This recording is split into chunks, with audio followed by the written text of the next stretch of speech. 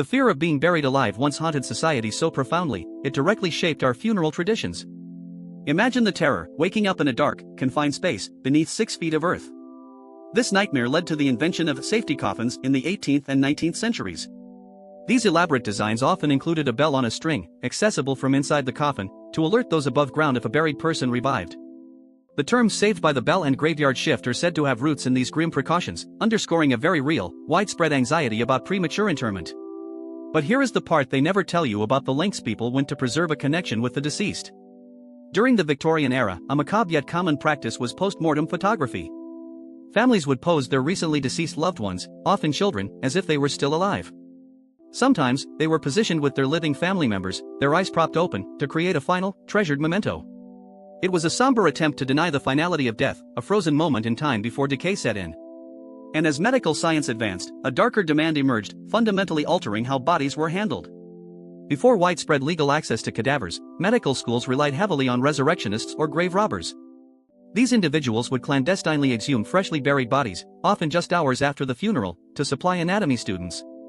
The demand was so great that body snatching became a lucrative, albeit gruesome, profession, forcing families to guard graves or employ heavy stone slabs to deter the plunderers.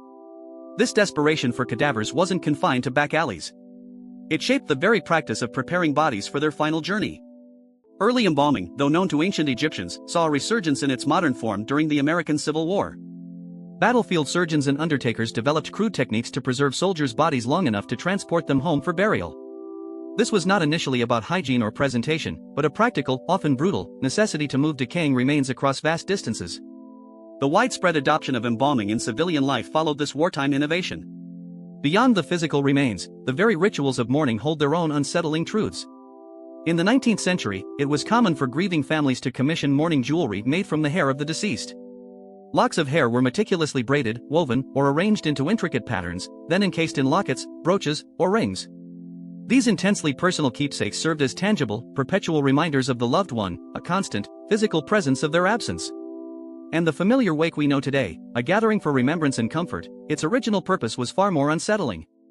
Historically, wakes served as prolonged vigils, sometimes lasting for days, during which the deceased's body was watched for any sign of life. This practice stemmed directly from the pervasive fear of premature burial. Family and friends would monitor the body for breathing, a pulse, or any flicker of consciousness, ensuring that their loved one was truly gone before being committed to the earth. These traditions, born from fear, grief, and necessity, remind us that the rituals surrounding death are often more complex and darker than they appear on the surface. Subscribe to Facts Baz, daily dark secrets they never taught you.